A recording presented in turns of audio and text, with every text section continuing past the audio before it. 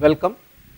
We have been working with GNU Octave. We have been trying to use GNU Octave to do some simple computations and for plotting. So, we are going to continue this lecture also with GNU Octave.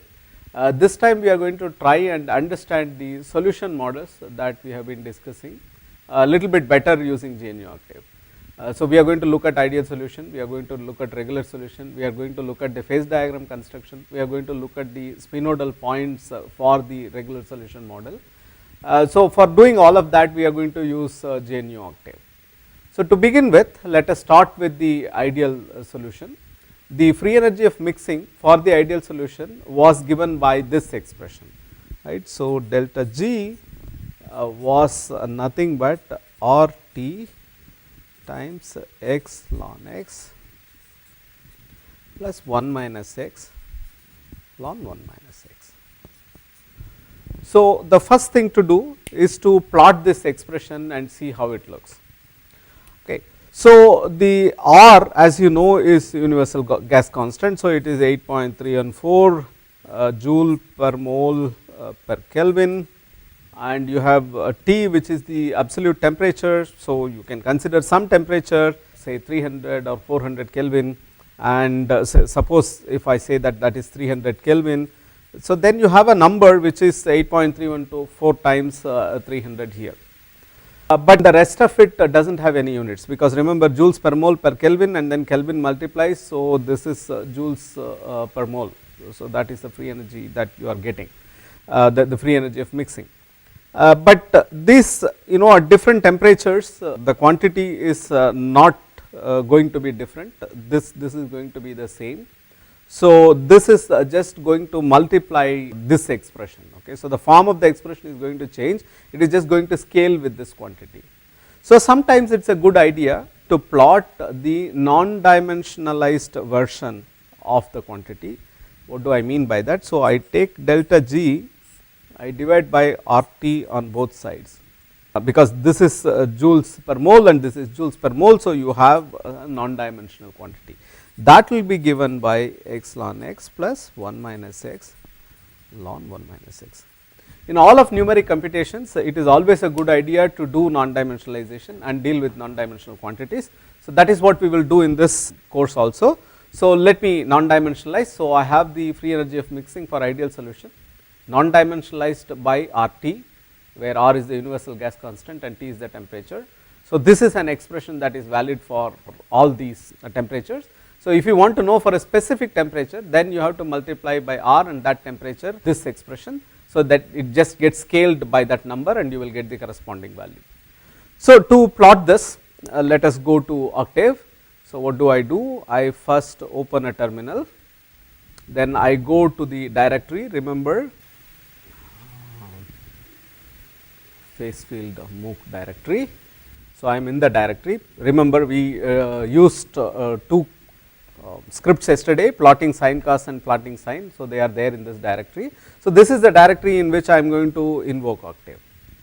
Invoke Octave, Octave is there.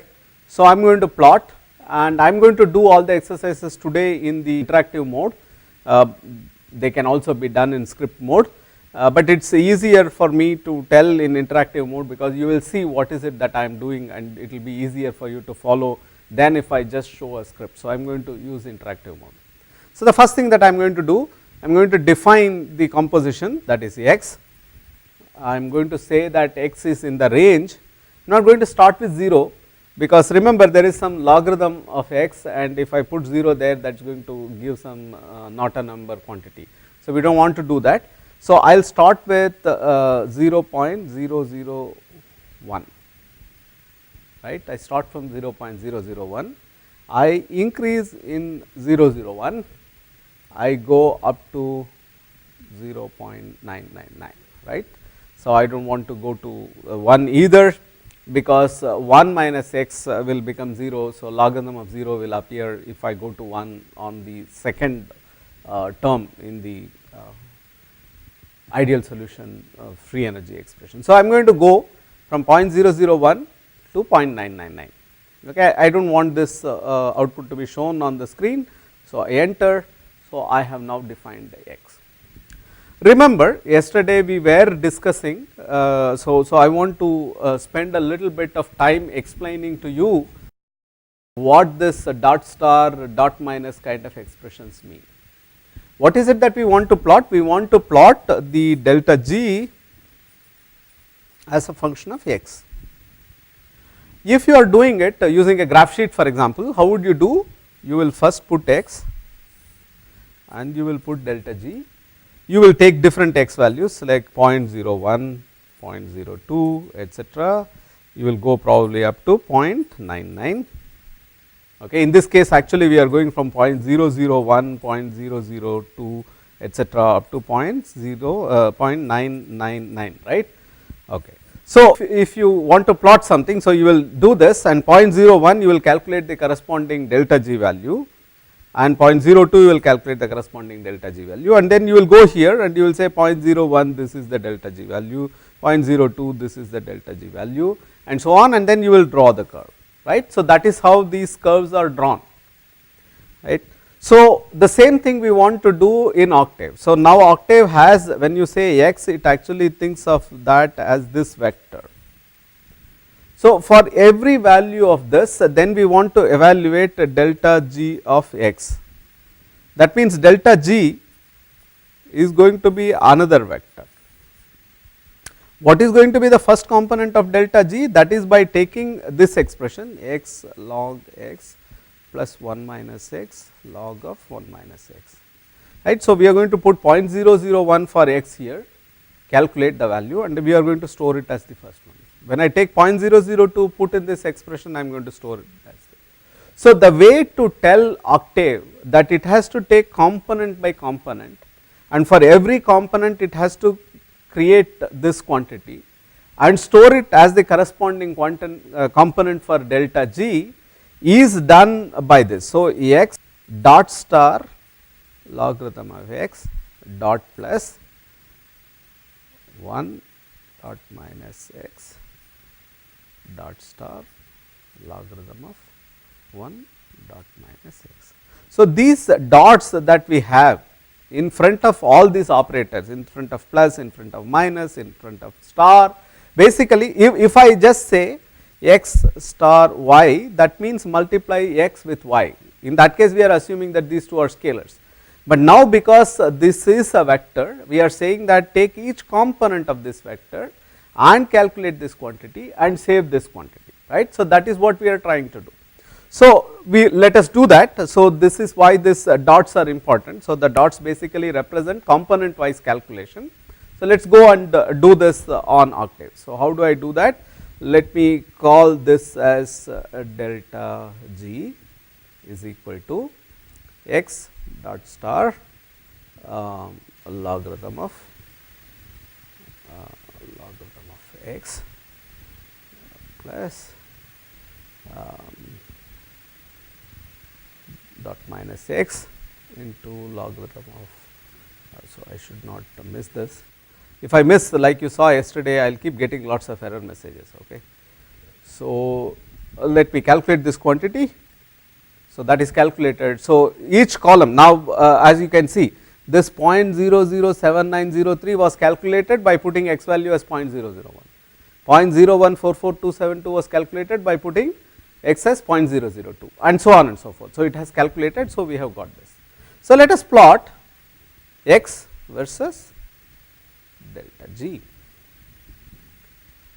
right. So, you have this figure. So, as you can see, it is parabolic, of course, and I have schematically drawn this expression when we were discussing the ideal solution model. Now, as you can see, this is just x log x plus 1 minus x log 1 minus x. You can take this quantity, right, and for example, let me say that at temperature T is some 300 I want to plot. I also want to plot what happens at 600. How do I do? So, let me call delta G as shorthand as dg 300 is nothing but delta G dot star 300 dot star 8.314, right. Similarly, delta G 600 is this 600.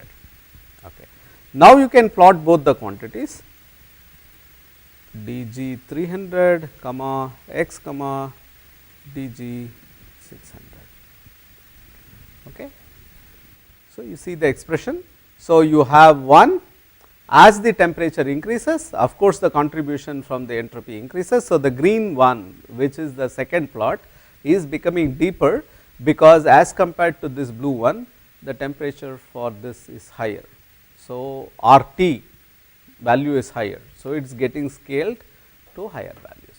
Okay. So, this is what the ideal solution model is, which we have looked at and we have now plotted. As you can see, ideal solution gives you this parabolic expression, which is what is expected, because this expression, and it is symmetric about 0.5, right, because you have x log x plus 1 minus x log 1 minus x. So, it is symmetric about 0.5, and that is what you see in this case also. Okay. So, the only thing that changes because of temperature changes is the scaling factor. That is why we draw this universal curve, which is for delta G divided by RT. So, if your y axis is scaled by RT, then one curve is sufficient, everything else is just the scaled versions of the curve. So, when we are doing numerical computations, it is always a good idea to do this kind of scaled non-dimensional quantities. It is always better to deal with them in terms of plotting, in terms of doing computation, in terms of doing calculation, everywhere. It is always better to do the non-dimensional. So, that is what we have done. In then, of course, obviously the next step is to take the regular solution, non-dimensionalize that expression and plot it. And in that case, there are two things. One is the enthalpy of mixing, the other one is the entropy of mixing multiplied by, of course, RT, but we are going to non-dimensionalize everything. So, we are going to have a non-dimensionalized enthalpy of mixing and non-dimensionalized entropy of mixing, and then we are going to see what happens if we assume the regular solution parameter to be negative, and what happens if you assume the regular solution parameter to be positive. Okay. So, that is what we will do in the next part of this lecture. Thank you.